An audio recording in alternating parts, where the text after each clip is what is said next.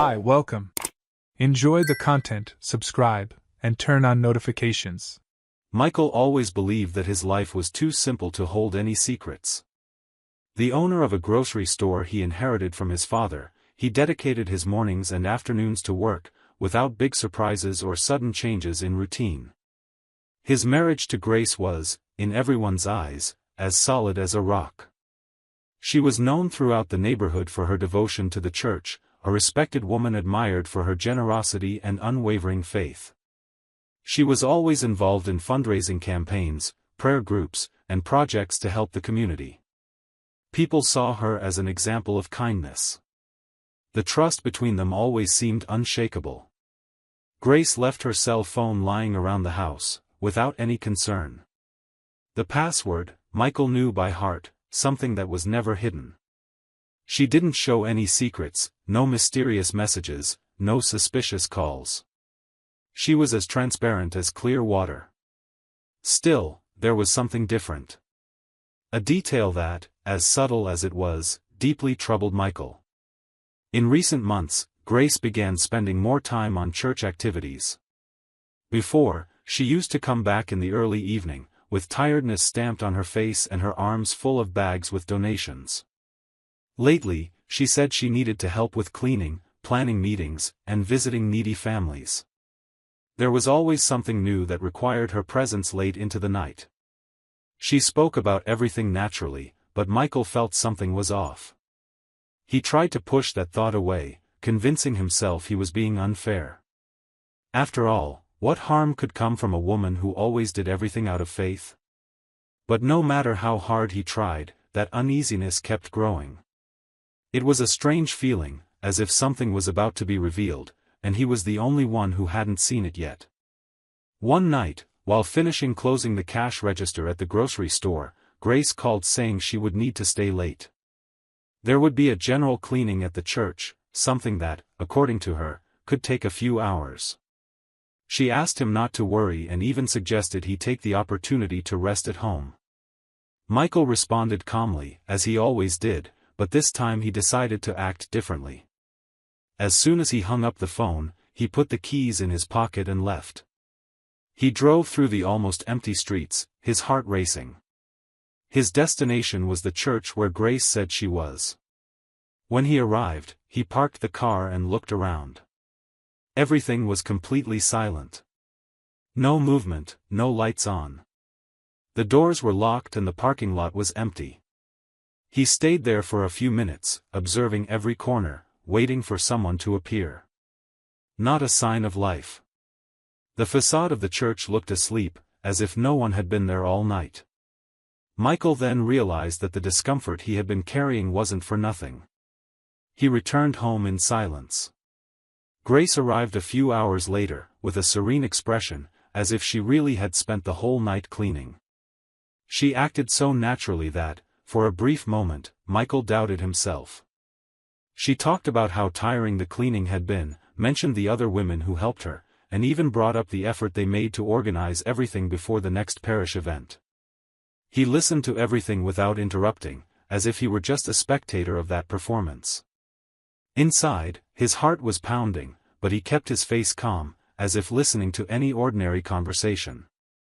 That night, while she slept peacefully beside him, Michael stayed awake, staring at the ceiling, reliving every detail of that scene. The lie was there, clear as day. And even without proof, he already knew it was only a matter of time before he uncovered everything. The next morning, he got up with a single purpose in mind. It was time to end the doubts.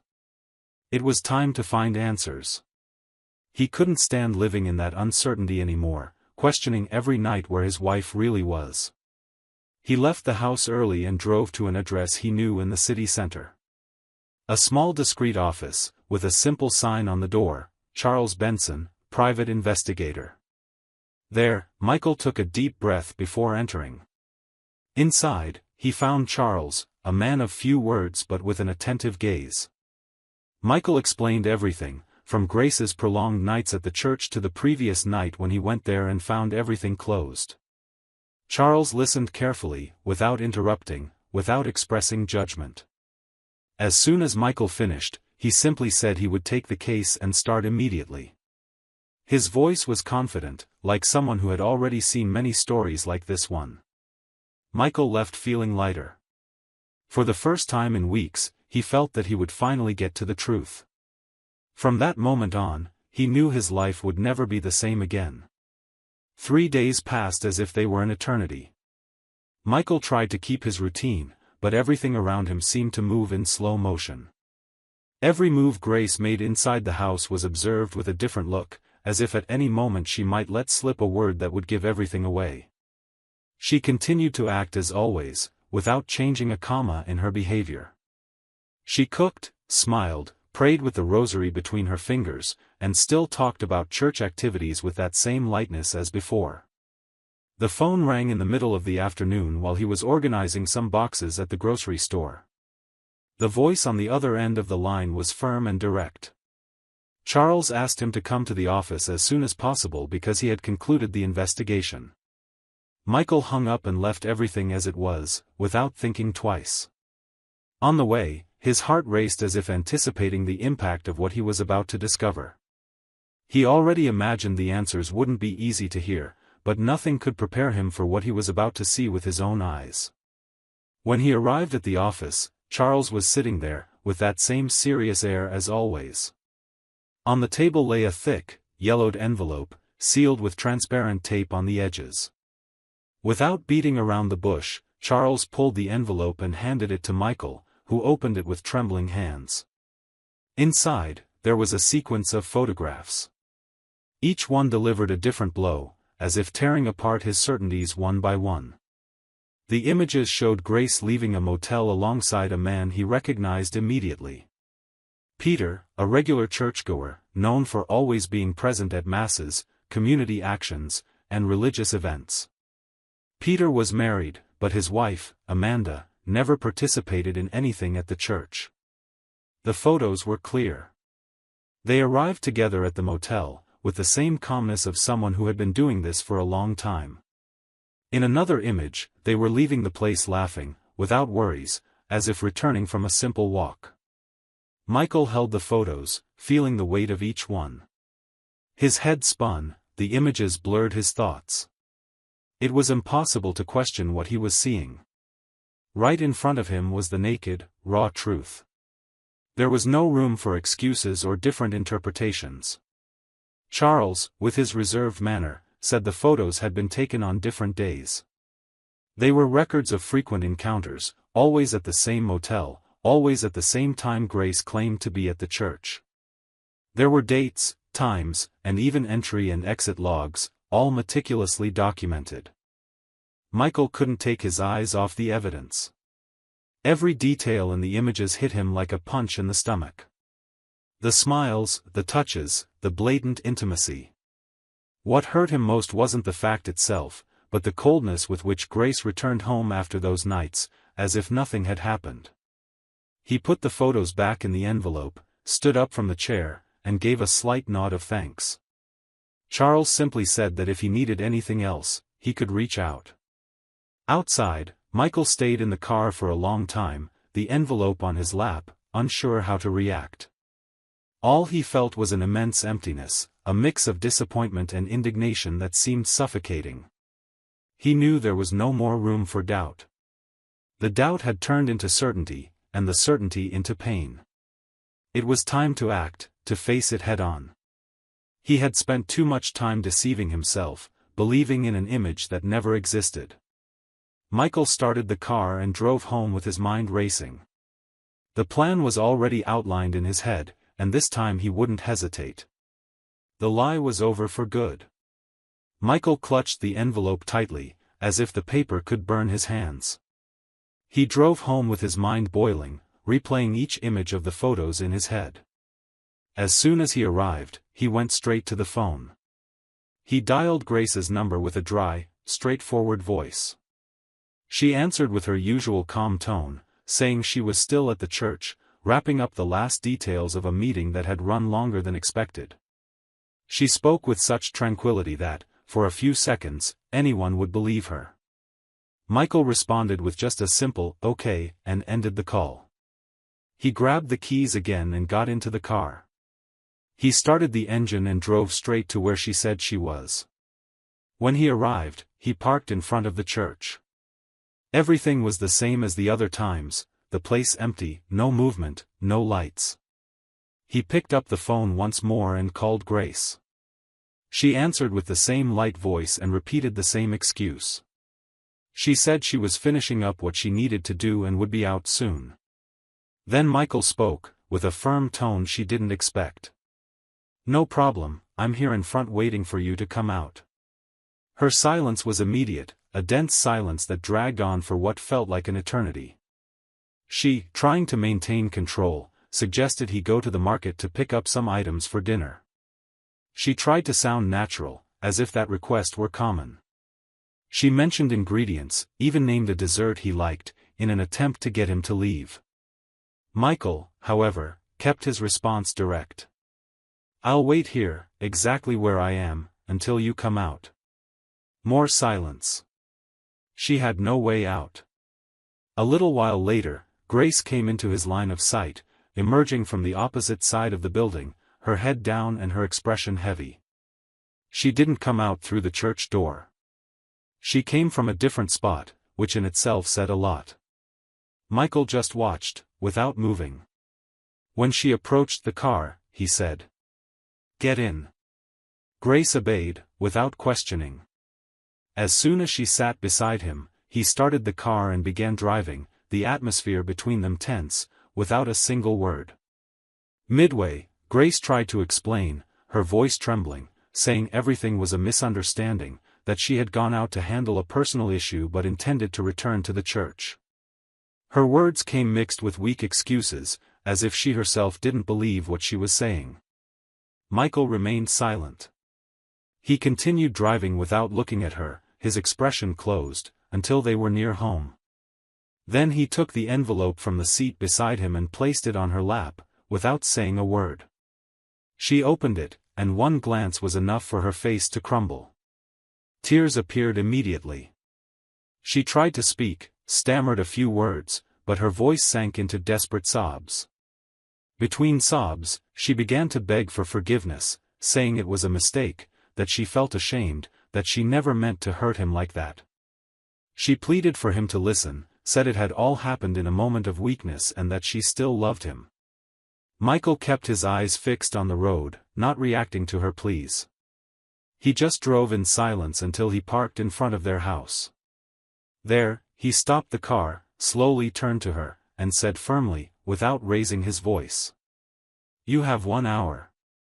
Pack your things and get out of this house." He opened the door and got out, leaving her there, collapsing in tears, the photos scattered on her lap and shame written all over her face.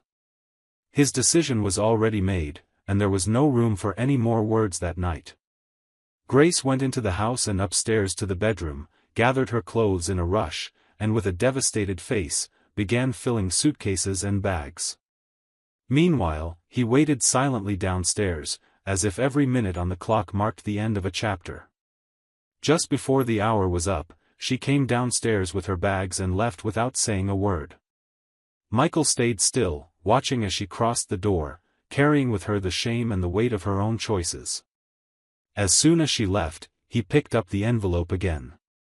The same envelope that now felt like a verdict of justice in his hands. He grabbed the keys and left, with one destination in mind. He drove to Peter's house, with the same calmness with which he had handled every step of that night.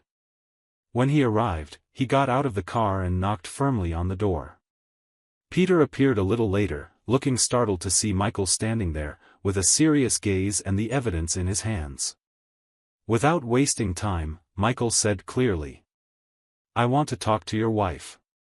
Peter froze, but before he could say anything, Amanda appeared at the door, surprised to see the unexpected visitor. Michael then handed the envelope directly to her, without changing his tone of voice or adding explanations. Amanda took the envelope, looking confused, and the instant she held the photos in her hands, Michael turned and walked away, without saying a word, without waiting for anyone's reaction. He returned to the car and left, knowing he had closed everything that needed to be closed. The divorce happened with a speed that surprised even the lawyers involved in the case. The evidence was so clear and irrefutable that there was no room for debate or attempts at defense. Grace was forced to accept all the conditions imposed during the process. Michael kept the house, the grocery store, and Grace kept their savings. She left the marriage without the right to alimony. During the process, Grace tried to contact him many times. She sent letters, left messages on his voicemail, and even showed up at the grocery store a few times, always asking for a chance to explain, swearing she still loved him and that everything was just a mistake, a weakness that shouldn't have destroyed everything they had built together. Michael, however, remained silent. He didn't respond, didn't open the letters, and didn't even look at her during the rare occasions they crossed paths. As for Peter, on the other side of that story, his life fell apart in a matter of days. Amanda, upon receiving the envelope, didn't need any more words. She kicked him out of the house that same night, not even allowing him to grab his clothes. The news of the affair spread quickly among neighbors and at the church, and in no time, Peter found himself rejected by everyone who had once greeted him with smiles. The image of a devout and family-dedicated man was destroyed. He lost the respect of the community, friends distanced themselves, and even his job was affected. People who once hired him for services and church events refused any connection. Amanda, on the other hand, moved forward, rebuilding her life away from that scandal, supported by friends and family who embraced her. Grace and Peter, who once exchanged passionate messages and planned secret nights, couldn't even sustain a friendship after the scandal. As soon as their relationship was exposed, the weight of shame outweighed any feelings. They avoided each other, crossed streets to prevent encounters, and over the months, they didn't even mention each other's names. Everything that had existed between them evaporated the moment they were forced to face reality outside their illusion. Michael, on the other hand, followed a completely different path. After the divorce, he focused even more on the grocery store. Neighbors and customers, upon learning everything that had happened, admired him even more, respecting his firm, discreet, and dignified stance. He didn't talk about the past, didn't share details, only said that some truths arrive at the right time, and that every person reaps exactly what they sow. Over time, he began rebuilding his emotional life as well, but with the serenity of someone who wasn't in a hurry. He learned to value his own peace even more, the company of sincere people, and the importance of keeping his heart free of resentment. His story became an example among neighbors, not because of the scandal, but because of the way he handled the pain. While Grace and Peter drowned in the consequences of their actions, trapped in loneliness and the judgment of everyone around them, Michael moved forward lightly, with the only thing that can never be lost or destroyed, the truth. It was his greatest companion, his shield, and also the only legacy he chose to carry with him from then on. Thank you for watching the video. If you enjoyed it, don't forget to subscribe to the channel and turn on notifications so you won't miss any updates. See you next time.